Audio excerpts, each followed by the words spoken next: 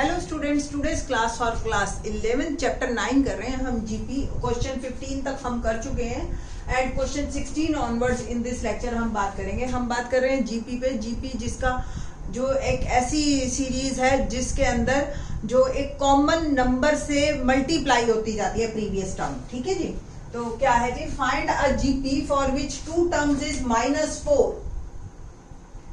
For which sum of first two terms is -4 for which sum of first two term is -4 and fifth term is 4 times the third term। ठीक, तो हमें एक ऐसी GP निकालनी है। let a GP has first term A and common ratio R। So first two term according to question, first two term यानी कि a plus AR is -4। a common ले लो आप, 1 plus R आ गया मेरा -4। Second equation, fifth term is 4 times the third term। ठीक है जी, तो फिफ्थ टर्म क्या बनी, AR4 एंड थर्ड टर्म बनी AR2। a से a कैंसिल हो गया मेरा और r स्क्वायर बच गया, यहां से r स्क्वायर हो गया। r square is equal to 4 and r आ गया मेरा +-2 taking square root both side. r +-2, ठीक है जी। फर्स्ट इक्वेशन में पुट कीजिए, put the value of r।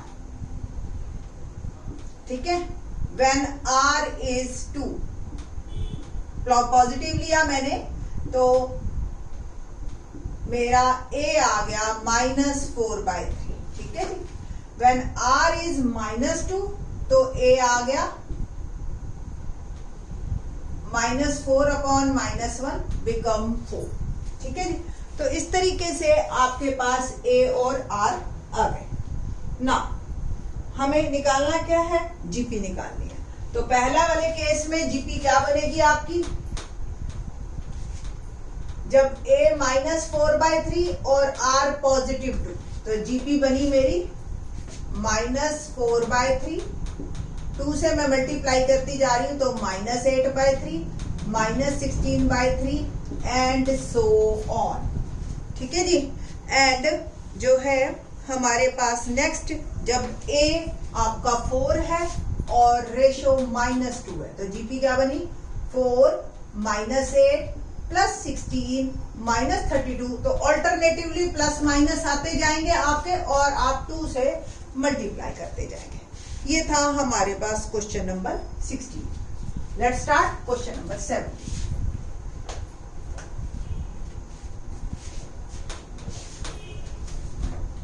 क्या है question number 17, if the 4th 10th and 16th term of a GP are x, y and z respectively, prove that x, y, z are in GP। prove that x, y, z are in GP।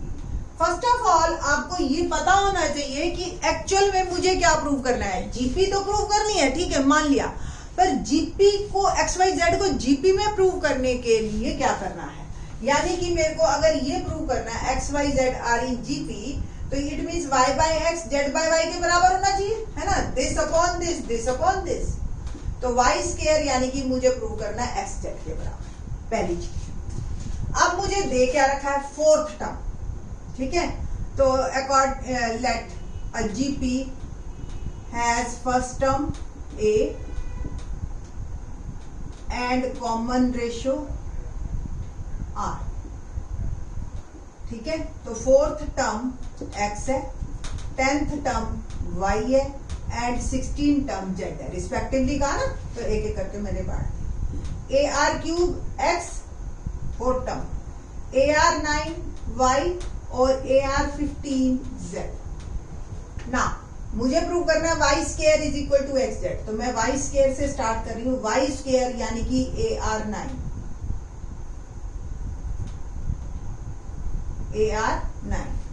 Square, इसको मैं A square और R18 लिख सकती हूँ, और मैं इसको AR³ into AR15 लिख सकती हूँ। R की 18 को मैंने 15 और 3 में बांट दिया। AR³ यानी कि x और AR15 यानी कि z। आप ऐसे भी प्रूव कर सकते हो।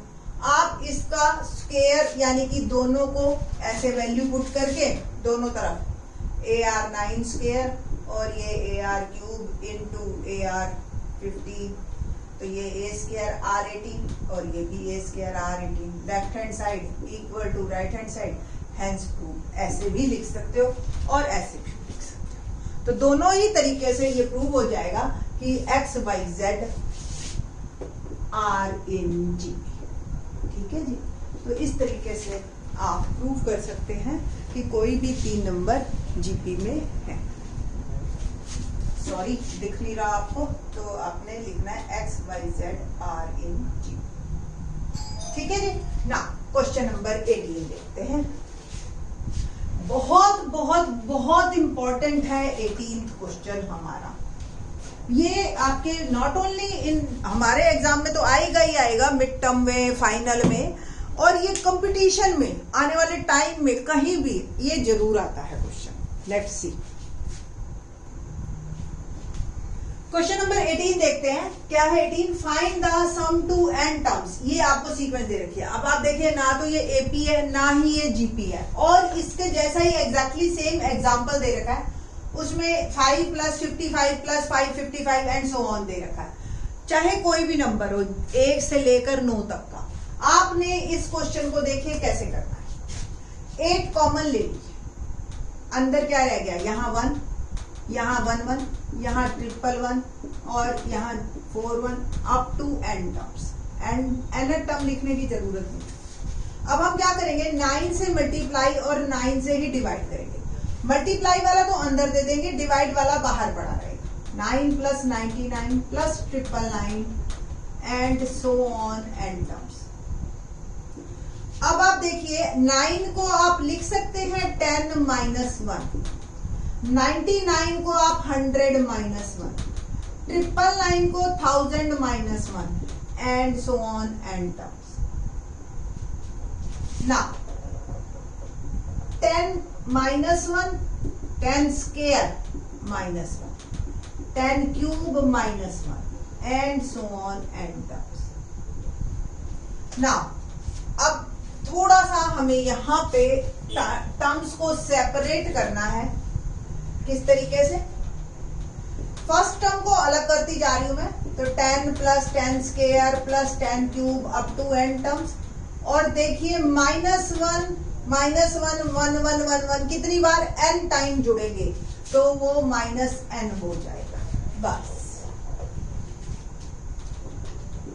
आप देख रहे हो, ये एक जीपी है जिसकी फर्स्ट टर्म 10 है, r भी 10 है, तो सम क्या होता है फार्मूला Sn का, a Rn - 1 अपॉन r - 1, तो 10n - 1 अपॉन 10 - 1 और माइनस ये वाला n। ठीक है जी ना। 8/9 10 में से बन गया 9, 10n - 1 -n। यहाँ पे वैसे तो आपका आंसर कंप्लीट हो जाता है। सपोज मैंने आपको एग्जांपल बताया था कि 5 + 55 था, तो उसके आंसर में 5/9 हो जाएगा। 7 + 77 + 777 इस तरीका होता, तो आंसर में 7/9 हो जाता। यहाँ पे वैसे आंसर कंप्लीट है। अगर आप पता नहीं पीछे कैसे दे रखा है, ज्यादा से ज्यादा 9 एलसीएम ले लेते हैं बार में, ये 10n - 1 -9, इस तरीके से भी आंसर को दे देते हैं। ठीक है, तो both are the correct one, ये वाला भी और ये वाला भी, इसमें कोई बहुत ज्यादा फर्क नहीं है। बट क्वेश्चन बहुत इंपॉर्टेंट है। इस क्वेश्चन को और आंसर को तो आप अपने दिमाग में ना प्रिंट ही कर लीजिए, बेटर है। क्वेश्चन नंबर हम करते हैं 19th क्वेश्चन क्या है हमारे पास, find the sum of product of corresponding term. देखो, find the sum of product of corresponding terms of the sequence। क्या है, दो सीक्वेंस है और corresponding terms का मतलब है 2, 4, 8, 16, 32 and 128, 32, 8, 2, 1 बाय। ठीक है जी, दोनों जीपी हैं हमारे पास और हमें पहली को पहली से मल्टीप्लाई करना है, फिर उसका सम। तो 2 इंटू 128 क्या बना 256, 4 इंटू 32, ठीक है जी। तो 32 4 जा 128, 8 8 जा 64, 16 2 जा 32 और 32 इंटू 1 बाय 2 60 है ना। 32 इंटू 1 आपने इंडिविजुअल पहली को पहली से, दूसरी को दूसरी से, तीसरी को तीसरी से मल्टीप्लाई किया है। ठीक है, अब हमें इन पांचों का सम निकालना है।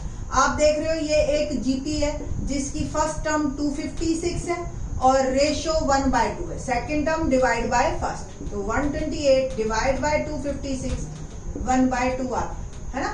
ना सम एस 5 टर्म है सिंपल, और एस एन जब आर लेस देन 1 हो तो फॉर्मूला होता है a 1 minus r n upon 1 minus r, यही फॉर्मूला होता है ना। तो a is 256 1 minus 1/2 n upon में 1 minus 1/2, it will become 256 upon 1 में से 1/2 गया 1/2 एंड 1 माइनस एन इज 5। तो 2 रेज़ टू पावर 5 होता है हमारे पास 32।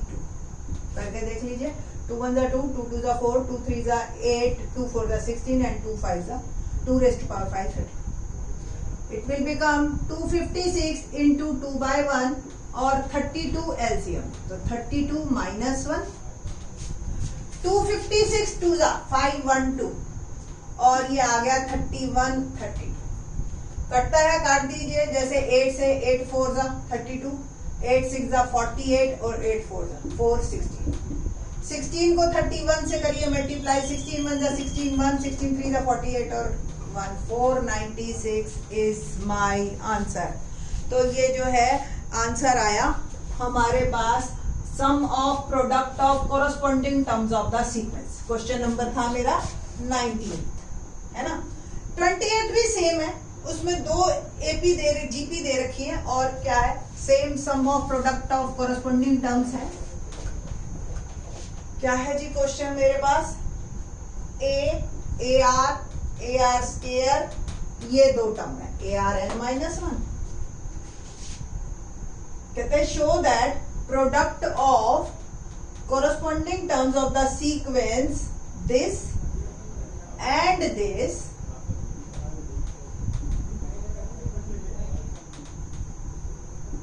Are in GP. ये दोनों के प्रोडक्ट करोगे तो वो जीपी में आएगा और उसका हमें रेशो निकालना है। करें जी प्रोडक्ट, पहले को पहले से किया ए, दूसरा A R into A R, तीसरा A R square into A R square and so on A R N minus 1 और ए आर एन। ठीक है जी। तो कुल मिला के दिख रही है आपको ये जीपी, नहीं दिख रही तो दिखा देते हैं अभी। फर्स्ट टर्म जिसकी ए है और रेशो जो है सेकंड डिवाइड बाय फर्स्ट, तो आर आर। आप देखो आर आर से इसको मल्टीप्लाई किया, हर बार एक स्मॉल आर और एक कैपिटल आर का प्रोडक्ट बढ़ता चला जाएगा आपका। तो ये इस तरीके की जो सीक्वेंस है। तो कुल मिला के ये कहने की बात थी कि जो पिछले वाले क्वेश्चन में पहली वाली सीक्वेंस के अंदर जो रेशो था ना बेटा, वो था आपका 2 और सेकंड का था 1/2, तो प्रोडक्ट अल्टीमेटली 1 आ गया था और वो जो है उसमें बन गई थी बात। ठीक है, तो हमारा जो ये 20th क्वेश्चन कंप्लीट होता है और बाकी के जो क्वेश्चन है वो in the next lecture. Thanks.